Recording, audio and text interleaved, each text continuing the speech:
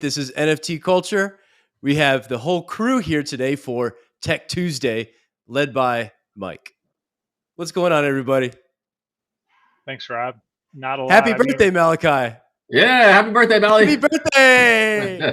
Best birthday present ever. Carol Baskin coming on. How can you beat that for a birthday present? That's the most unexpected thing I thought I'd ever see.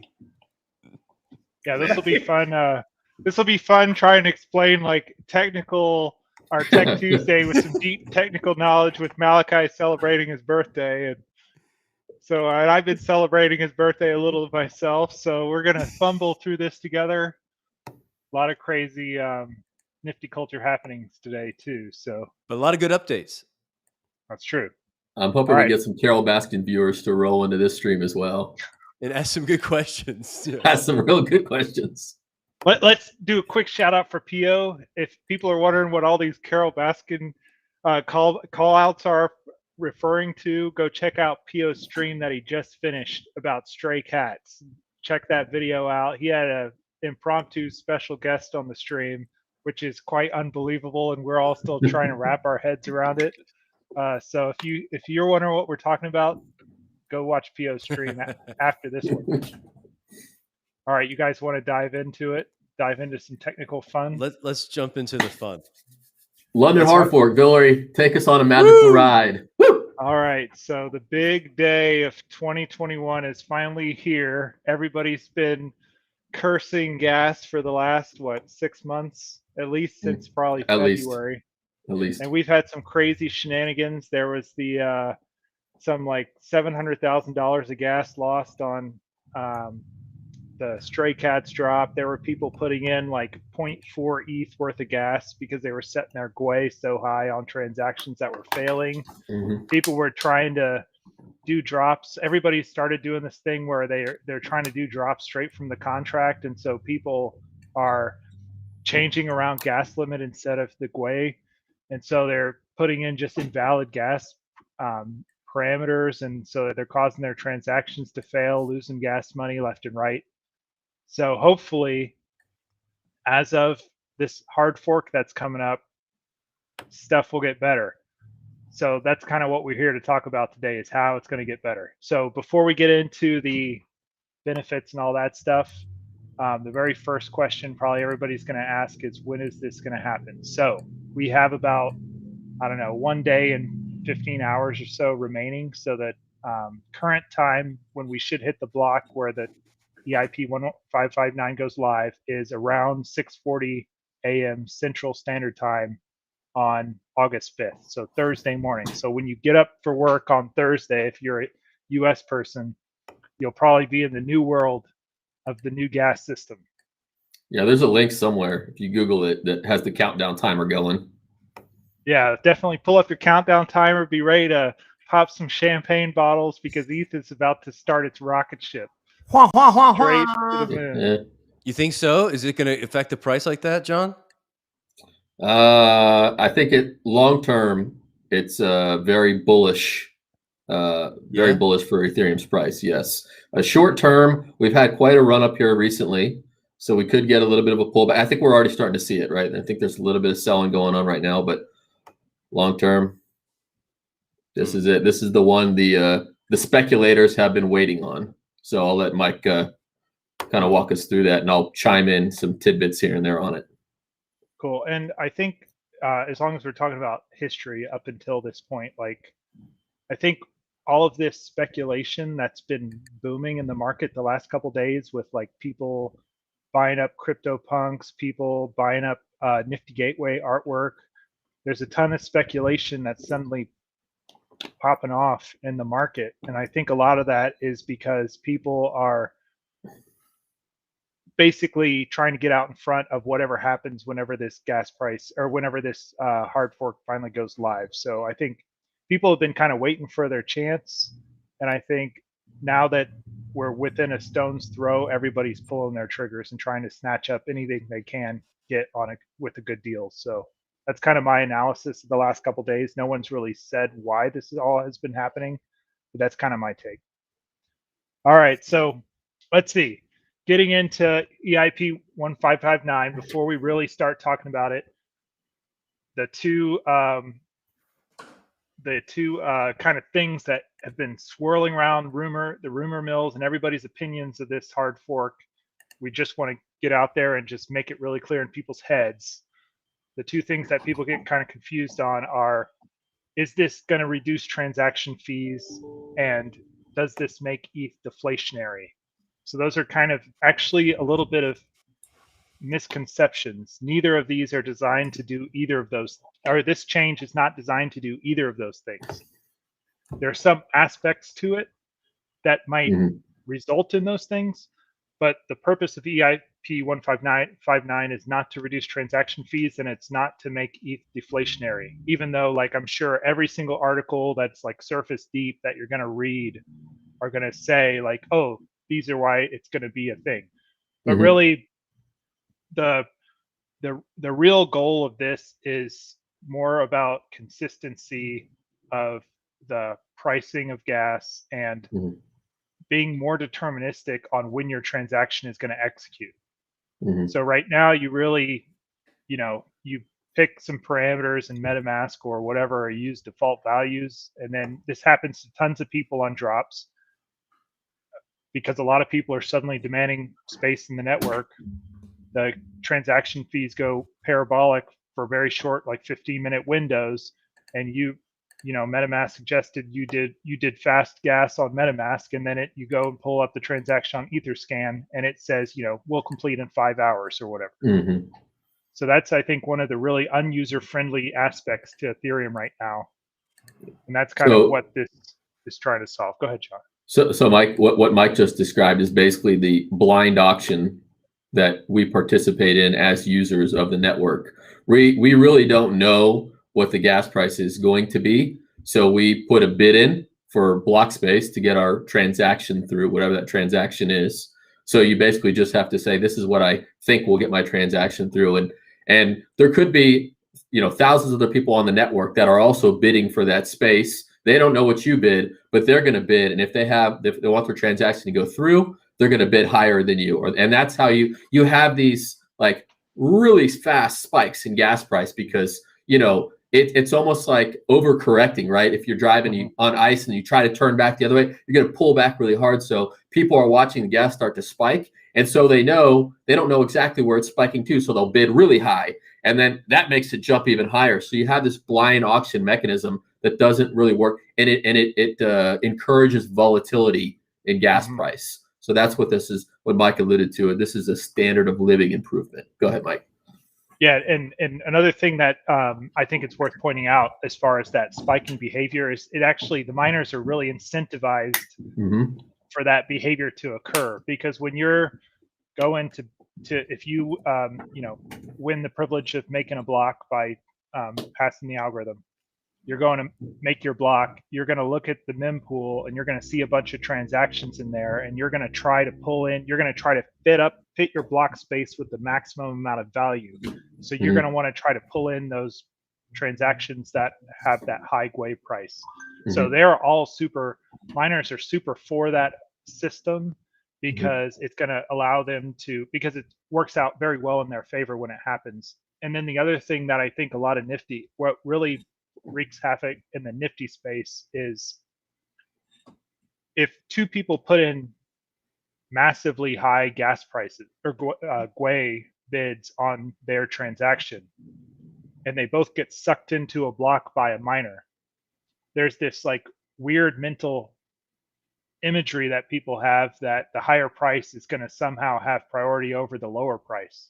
There is really no prioritization. And in fact, later on, like, the only thing that the higher price protects you from is the miner might reorg.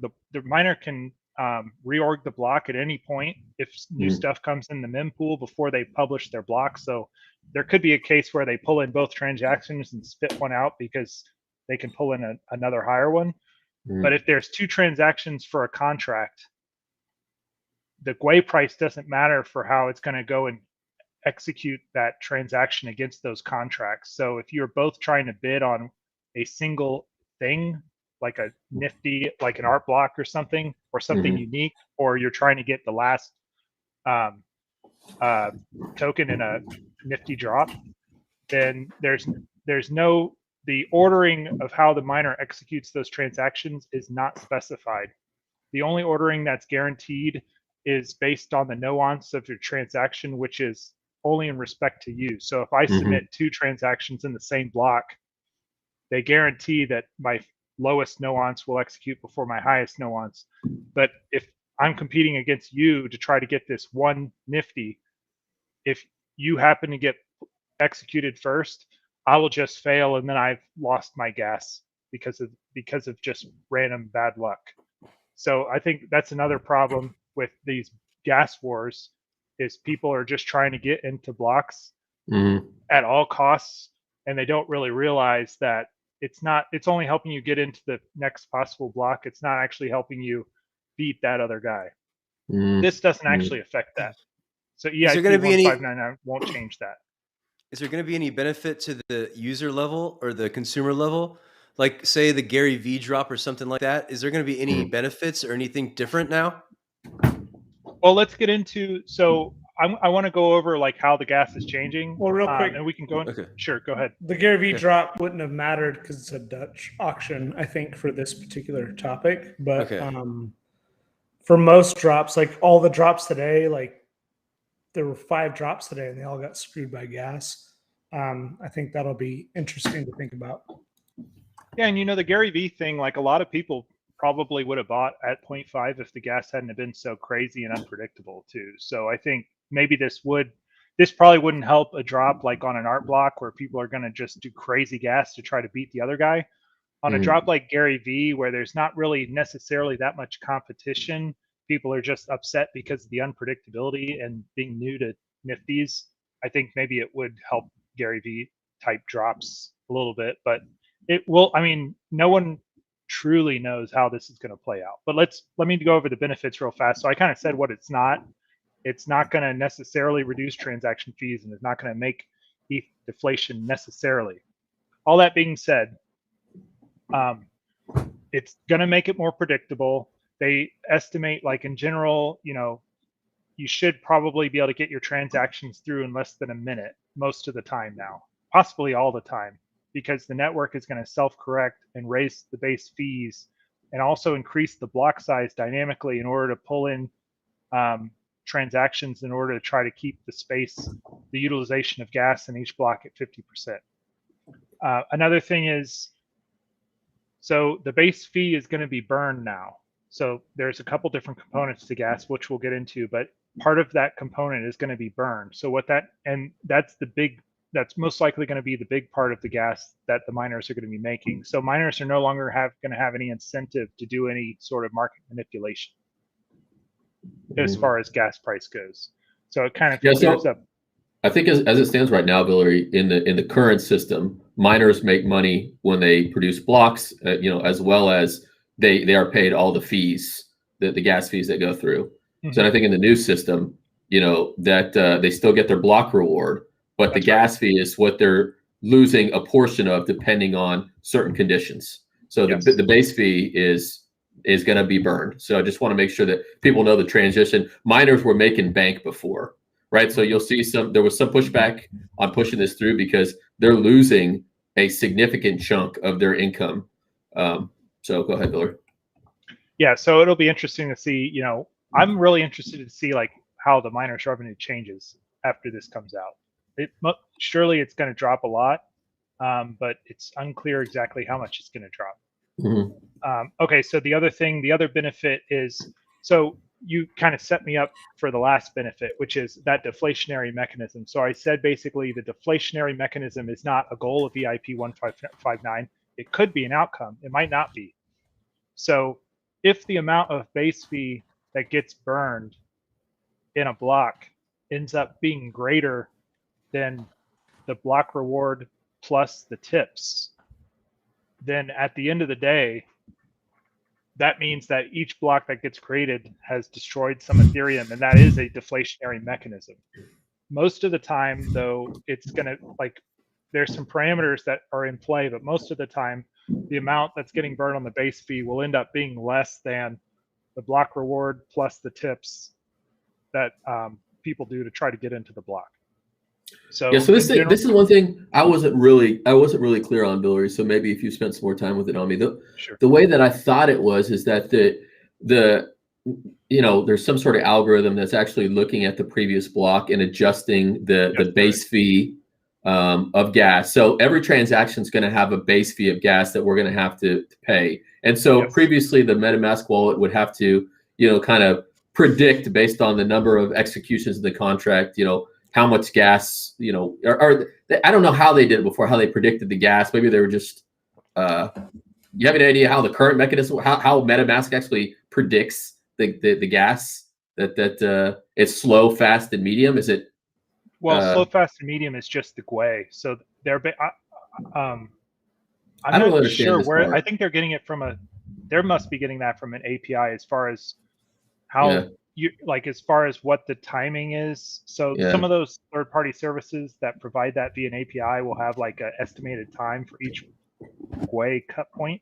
Yeah, I'm not sure what algorithm they're using to come up with that. That would be interesting for us to look into for sure. Yeah, just to kind of look at where they came from to where they're going, because I know the new one basically looks at very clearly defines how they're predicting the new base gas fee based on how full the block is, right? So as it dynamically increases in size or has to, the fee changes.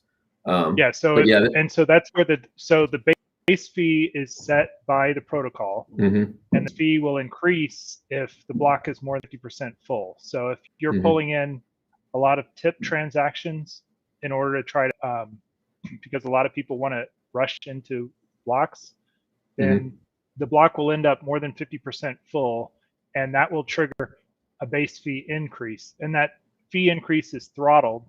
So it's not going to be a spike. It's not clear to me exactly how fast it's could potentially. They said it's every block. They said it's every block it changes. And every block it'll change, but it's on a throttled mechanism. Yeah. So it'll take a while for it to actually increase a substantial amount, and that helps MetaMask or whatever wallet do estimations on how much the gas will most likely cost you. So what has to happen in order for the deflationary aspect to occur is the base fee has to be increasing for a very long period of time. It's something like, I'm guessing a little bit here, but if half the blocks in an entire month are over 50% full, that would be enough to get base fee high enough so that it becomes a deflationary mechanism. So real quick for the audience, kind of like a backstep there. ETH is inflationary. In other words, there's new supply coming into the market all the time. And what this mechanism will do is it's going to burn the base fee. Okay. Now the question is there's going to be a point where inflation is outpaced by burning. Like the new supply, the new supply you're introducing is lower than the amount that you're burning. And so what Mike is describing there is that how much activity there has to be for that to happen. But this mechanism at its core introduces burning. Now whether or not it burns enough to be deflationary is what we're all waiting to find out. Exactly. We know it's going to be less inflationary than it was under prior to EIP 1559, because EIP 1559 was just that standard curve of block rewards having every however long period of time. So now we do have a burn mechanism, which is creating a deflationary pressure on the inflation. It's just not clear if that's ever going to go below zero or not. And so in order for it to go ahead, Rob. Go ahead. Who's losing the money? Miners. So miners today, miners today, they get the full 100% not reduced block reward. Plus 100% of the transaction fees that went into all the transactions of that block. And it's running something like hundreds of millions of dollars a month, or maybe even $1 billion a month. Billions of dollars. Yeah, it's a very large amount that miners are currently collecting. And it's kind of like, they perform an important role in the network, but it's kind of an outsized reward for the role that they're performing. So I think this is to try to say, like, yes, we do need, ultimately everybody's going to be staking instead of doing mining. So ultimately, it's going to be more who has a stake in the network gets a reward. But this is basically saying that validation aspect to the platform is not quite worth what the incentives are suggesting it's worth. So it's trying to get it more into alignment. So makes sense. So real quick, Rob, I mentioned earlier the miners, they get paid two ways, right? The block rewards and the gas fees currently. And I think our block rewards, I think are like, I could be wrong, but I think they're set up to be maybe like 2 times Bitcoin just on the block rewards alone. So just on block rewards, we were overpaying our miners to secure our network. We have less economic value that we're securing, and we're paying more to do it.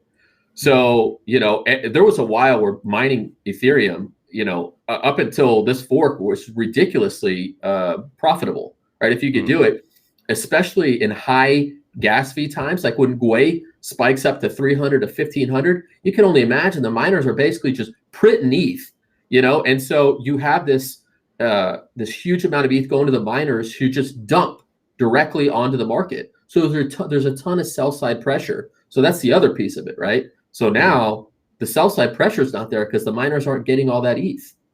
So that's why we think that there's a big catalyst for a price run up here. Go ahead, Miller. Sorry. Yeah, you know, that's an aspect to it that I hadn't really considered that aspect. So that's a really interesting point about reducing that pressure on just the open market.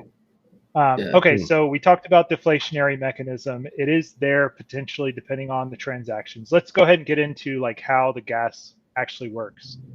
So basically, everybody's probably familiar with MetaMask today or whatever wallet they use. You have your Gwei and you have your gas limit. Gwei is basically saying like, I want to pay $1.50 a gallon for this transaction, and gas limit is basically how many gallons of gas you need to power the car. So it's however much you end up paying will be a product, or not necessarily a product, but a function of those two parameters. So in EIP 1559, instead of 2, you're going to have 3 parameters. So the parameters are the base fee, and then a tip, and then a max fee that you're willing to pay. So base fee we've kind of talked about a lot already. It's determined by the protocol. So you basically have no way to control or have any impact on that amount. Tip. Real quick, Mike, before we go on, I think as long as you choose to execute the transaction now, and your limit is above the base, your transaction will go through. And now it depends, like maybe when, but it will eventually go through now. So you don't have to worry about somebody outbidding you and you losing all that on gas burning, right? Is that the way you interpret it as well? I don't think there's going to be the ability to, as long as you go above the base fee, to actually not have the transaction go through or lose it based on, you know, and lose your ETH on the gas. Because I think we've all had that where somebody spikes the price up way above and basically just kills the transaction for us, so we lose our gas. So have you? Yeah, I don't think there's any risk of losing transactions now. I could see there being a scenario where your transaction sits in the mempools for long enough to where it ends up being max fee is not. I mean, it ends up being you can't pay base fee because you set your max fee too low. Yeah. So okay. I could see a situation like that occurring. Okay. I would imagine that would be a pretty bizarre scenario, because unless you were like deliberately setting base fee like right at the and max fee right at the same amount, at a time of high congestion.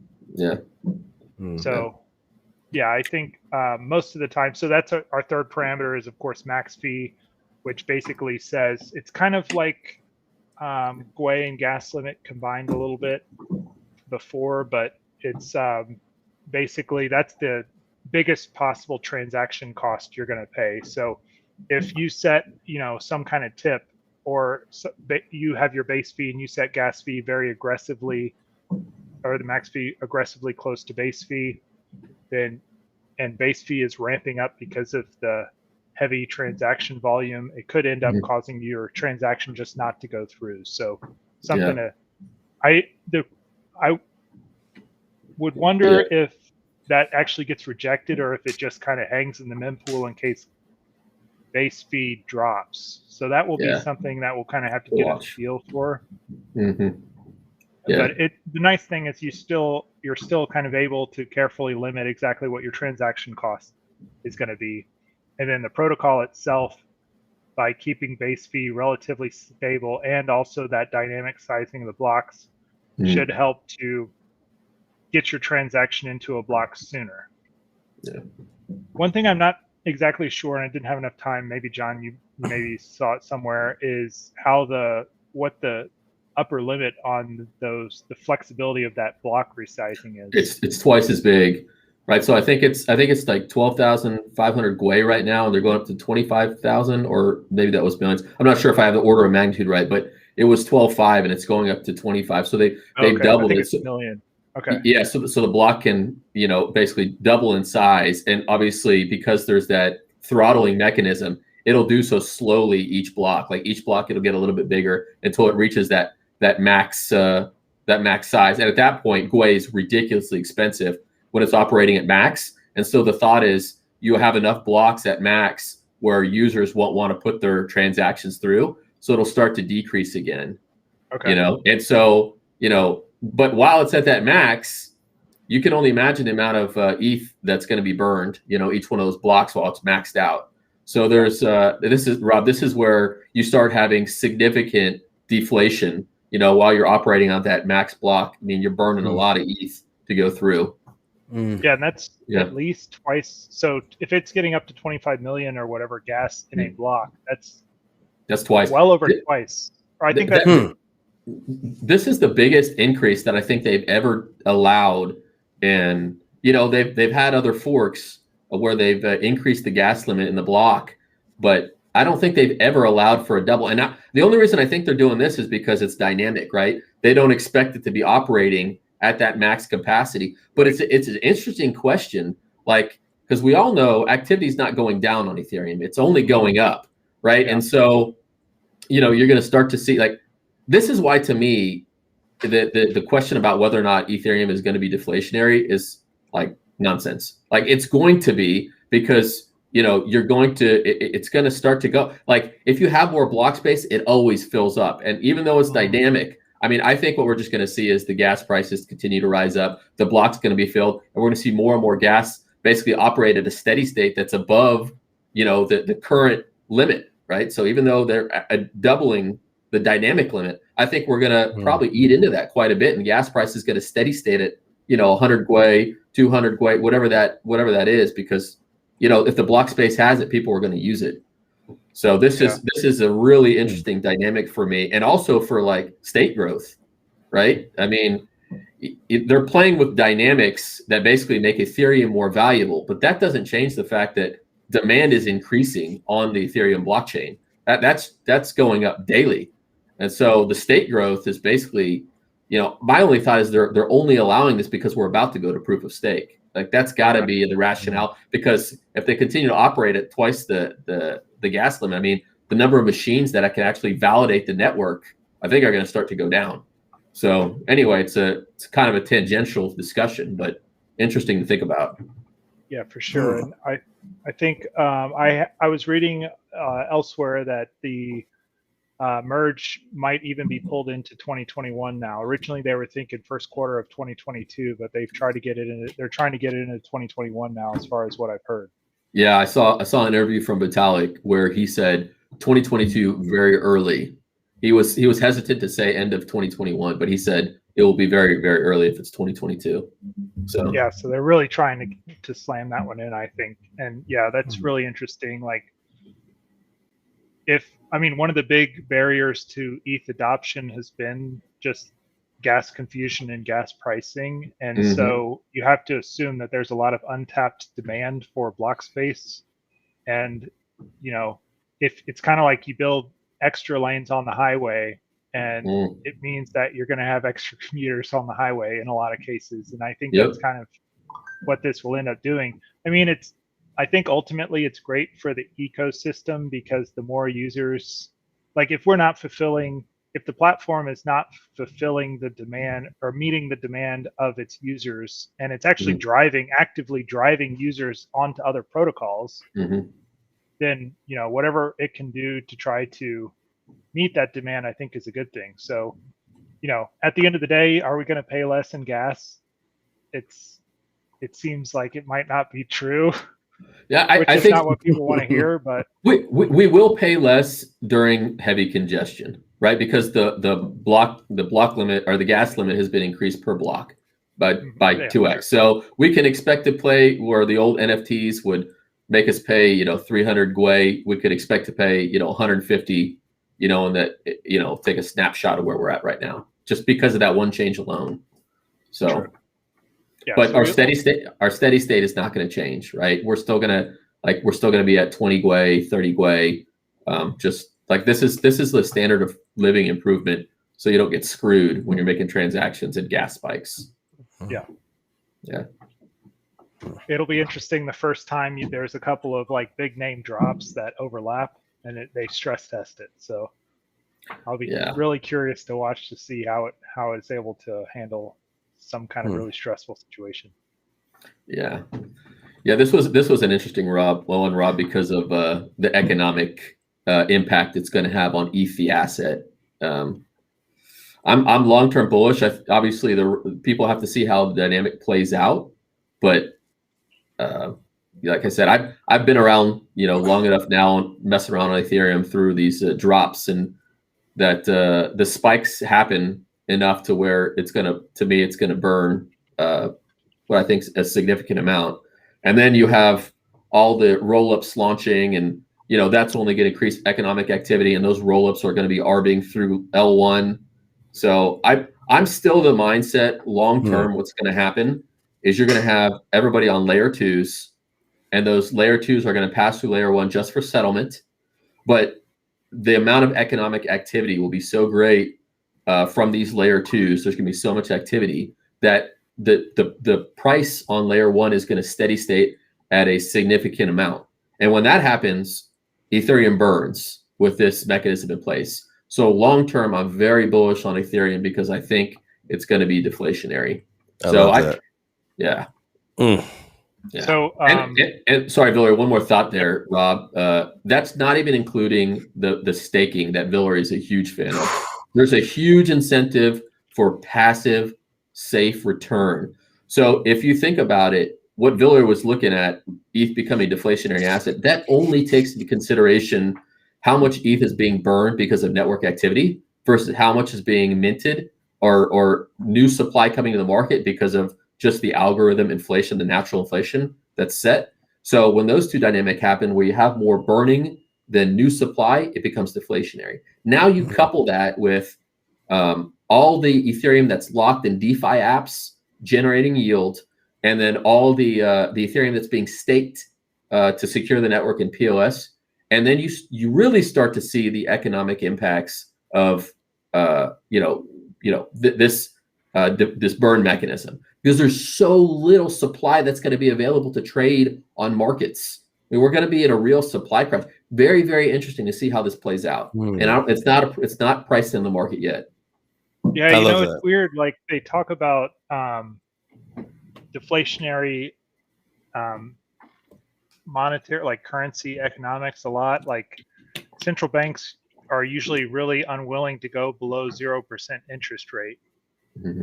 Because it introduces a lot of weird dynamics, especially when it relates to taking out loans, because it almost incentivizes loans. So it is really going to be interesting to see how that impacts the DeFi markets, because you have both the person wanting to take a loan, which is actually going to kind of be incentivized by the deflationary mechanism, and then the person issuing the loan. So it's going to be really interesting. Okay, so what I have here, thanks Mal for bringing it up for us in the background. This is a super dev.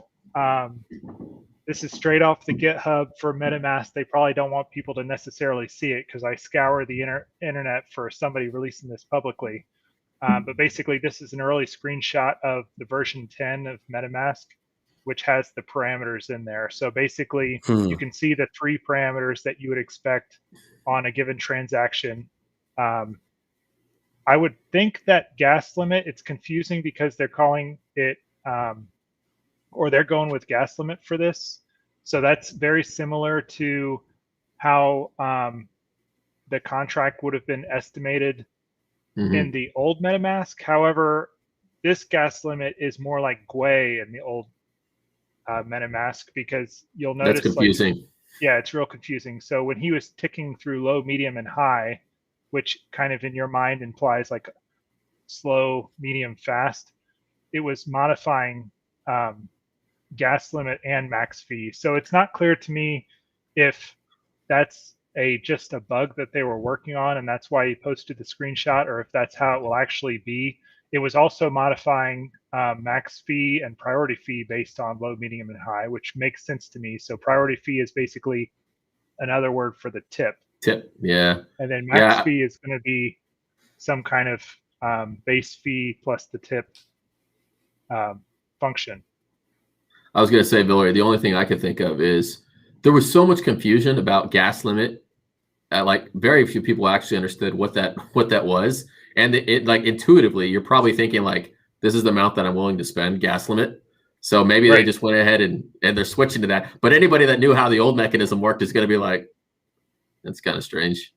Yeah, and then also confusingly, they put, max fee, they put the word Gwei there, which kind of is also a little bit confusing because 3 Gwei wouldn't be a weird decimal like that. So this is definitely a really early interface.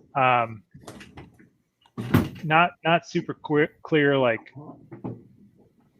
how many bugs are in this, but I just thought it was interesting. So you can kind of see like there's going to be changes to how you have to set your parameters in ETH. And once we have like once this version 10 goes live and we're actually able to do some transactions with it, the only way you can do transactions with this is against testnet, and you have to do your own build of MetaMask and install it in your own Chrome. So it's a little bit too much work for me to try to do just for a video that'll only be really useful for 2 days. So I think once we can play with it in the live environment in a couple days, then we'll be able to do another video on what the optimal way to tweak these parameters is. But some changes coming to MetaMask for everybody, and most likely it'll come right around Thursday. Yeah. All right. Anything else you want to go over? Well, I was going to say the London Hard Fork has, I think, 5 other EIPs, but we're not going to talk about those because they're all developer centric, so nobody cares. I didn't even bother to look. I didn't even bother to look up what the other ones were. This is the only one that impacts the economics, so that's what we care about. That's true. Yeah, that's the thing I love about Ethereum, though, is they have a really mature process for introducing these. I'm gonna just do some Ethereum pumping. Just give you a second. Do it. Pump away, brother. Pump. Wax poetic. It's just such a great mature development process that they use to introduce these changes. They come out with ideas, like whether it's from blogs or just people in the community. They come up with a lot of community feedback to try to come up with like what are the things that we might want to approach, and then they work them into these EIPs that are like formal specifications for what the changes need to do, and then the developers go and implement those changes. So I think it's a super mature development process, and it's one of the reasons why I think if you're not a developer, then there's maybe not a big difference between this platform or this currency and the next one. But if you've done development before and you kind of look at the maturity of their process and how they're actually able to implement these really complex changes with a lot of feedback from a lot of people, which is really, really hard to negotiate and to walk those divides, it's just really impressive what the Ethereum development community is able to get done. And I think really that's, in my eyes, that's why I feel like it's the strongest platform by quite a wide margin. So just something for people to kind of think about when the next guy comes up with like, oh, I was just, I'm not hating on Palm blockchain, but you know, the next guy comes up with a marketplace and decides I'm going to do my marketplace on Palm blockchain because the transaction prices are low. It's like you really should make your decision on what currencies, cryptocurrencies you're using based on the strength of the platform and the ability of the platform to meet unforeseen demands of the future. And I think Ethereum is by far the platform that is best suited for the unknown. So that's my pump for the day. Amen. All right. Amen. Okay, that's all I got, guys. Thanks everybody for joining. This is Tech Tuesdays with Nifty Culture. We're going to try to start doing these more regularly. Me and John have a lot to talk about as far as crypto stuff goes. So, and I'll ask the dumb questions. Rob's questions, our good regular questions. guy with some great questions, and he's a huge Nifty and cryptocurrency advocate himself. In case you aren't super familiar with him, so that's why we like to have him here to kind of give the opinions and questions that our readers or our viewers would probably ask. Yeah, love it. Bro. All right, thanks everybody. Thanks, guys.